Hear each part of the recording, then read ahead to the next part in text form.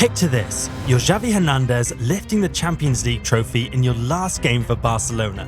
Now imagine being Iker Casillas, saying goodbye to Real Madrid with no club officials present. We'll take you through these emotional highs and lows as football's biggest stars bow out. The final game of a footballer's career is a big deal. It can shape how fans remember them forever. Some players end on a high note, while others face tough goodbyes. These last games often tell us a lot about a player's relationship with their club and fans. In this video, we'll look at some of the most memorable final games in football history. Among the final matches we'll discuss, some ended in tears of joy, others in bitter disappointment. But for one Barcelona icon, his last game became the perfect full stop to an extraordinary career. How did Xavi Hernandez turn his farewell into a historic moment for both himself and his beloved club? Xavi wasn't just a midfielder for FC Barcelona. He was the heart of the team's style of play. His vision and passing skills made him one of the best players in football history.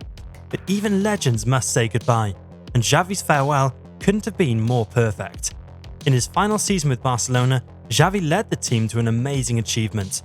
They won 3 major trophies: La Liga, Copa del Rey, and the UEFA Champions League.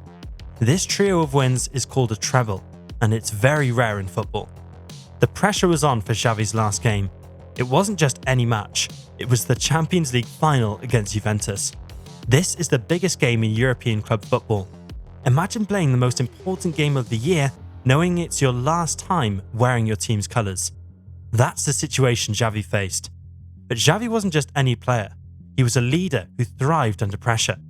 In that final game, he showed why he was so important to Barcelona.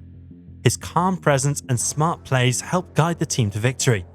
Barcelona won the match, and Xavi got to lift the Champions League trophy as captain in his final game.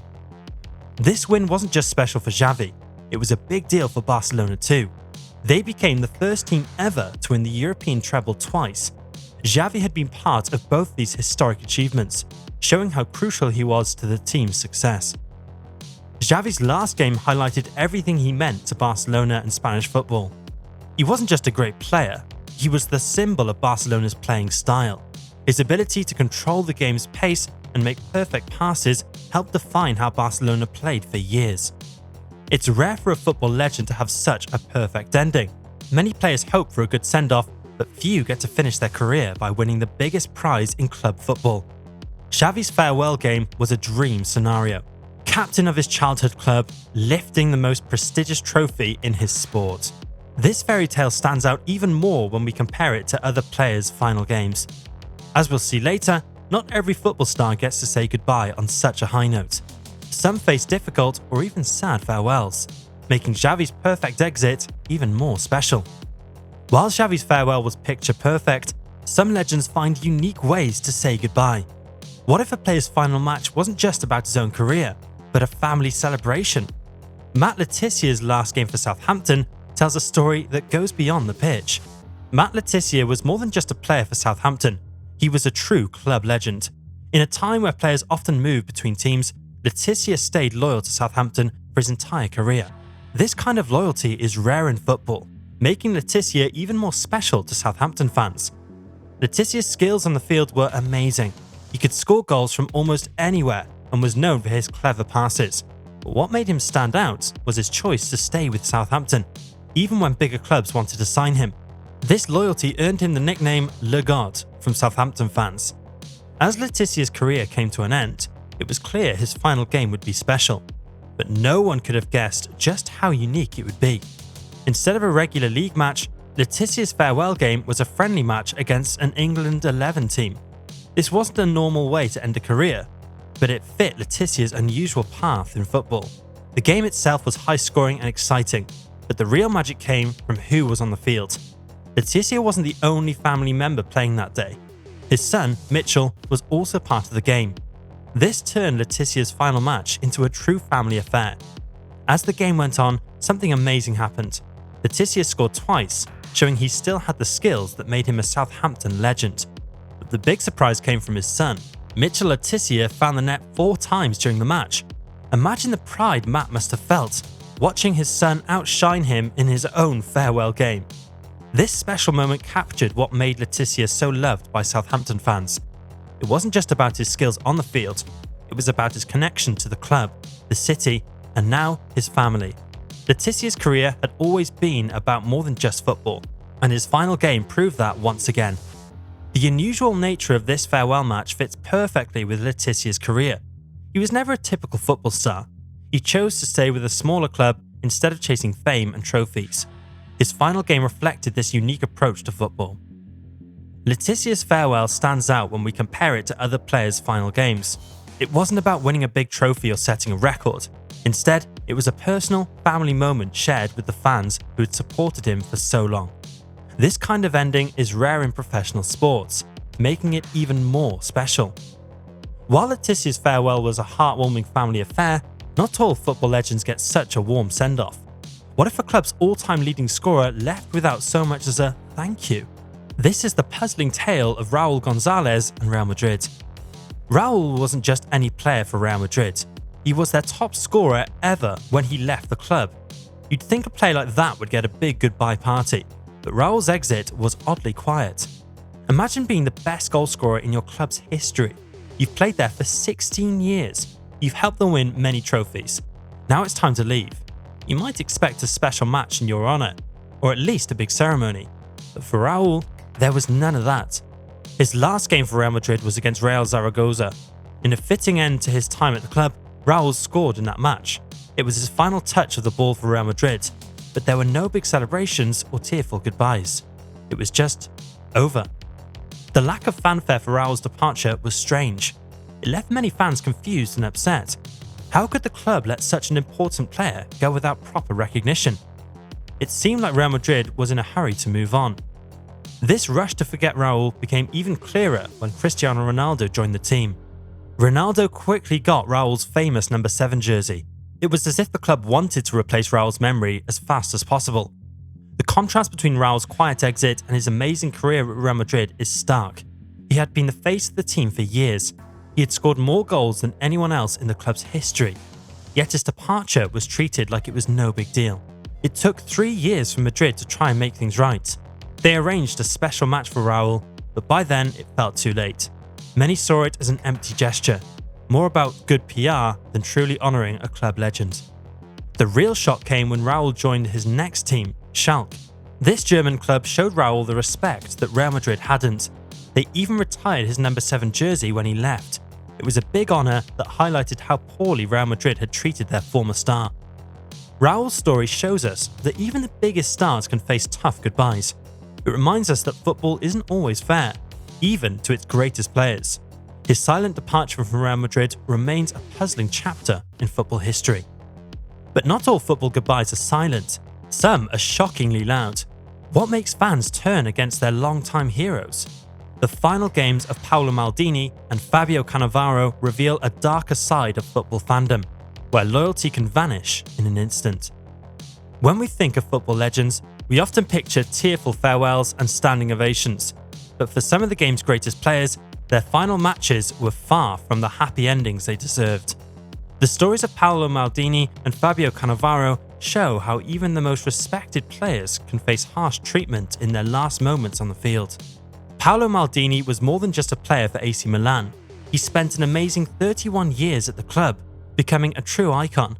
Maldini won 5 European Cups, more than any other player in history. With such an incredible career, you'd expect his final game to be a celebration, but it wasn't. In his last game for AC Milan, Maldini faced something no one saw coming. Instead of cheers, some fans booed him. It's hard to imagine a player who gave his whole career to one club being jeered as he left the field for the last time. The fans even showed a banner that said, "There's only one captain, Baresi." This was a clear attack on Maldini's leadership. Fabio Cannavaro's story at Juventus is just as sad. He was once loved by Juventus fans, but his return to the club after a scandal changed everything. In his final season, Cannavaro's performances were poor. Things got so bad that he was sent off in a Europa League match. The fans who once cheered for him now wanted him gone. These stories show how quickly things can change in football. One day you're a hero, the next you're being booed off the field. It's a harsh reminder that even the greatest players can fall from grace in the eyes of their fans. But why does this happen? Sometimes it's about more than just how a player performs on the field. For Maldini, some fans felt he had too much power at the club. With Cannavaro, fans were angry about his choices during a tough time for Juventus. These issues grew bigger than the player's achievements, leading to bitter endings. These painful goodbyes tell us a lot about the relationship between players and fans. It's not always simple. Fans can be quick to forget years of great service if they feel betrayed or disappointed. For players, it must be heartbreaking to face such treatment after giving so much to a club. The cases of Maldini and Cannavaro remind us that football can be cruel. Even legends aren't safe from criticism and harsh treatment. It shows how important it is for players to manage their relationships with fans throughout their careers. One wrong move can erase years of goodwill. And sometimes the deepest wounds in football come from those closest to you. What if, after years of loyalty, your club abandoned you in your final hour? This was the heartbreaking scenario that unfolded for a beloved Spanish goalkeeper, leaving fans and players alike in disbelief. Iker Casillas was more than just a goalkeeper for Real Madrid. He was a living legend. Casillas joined the club as a child and grew up to become their captain. He was the rock-solid foundation of Real Madrid's defense for many years. Fans loved him, not just for his incredible saves, but for his loyalty to the team. But even legends can fall from grace. In his last few seasons at Real Madrid, Casillas faced a lot of criticism. Some people thought he wasn't playing as well as he used to. This led to a tough decision by the club. They told Casillas he could leave at the end of the 2014-15 season. Now, you might think a player of Casillas' status would get a big farewell, a chance to say goodbye to the fans who had cheered him on for so long. But whatever happened next shocked everyone. When it was time for Casillas to talk to the press about leaving, he was all alone. Not a single person from Real Madrid was there with him.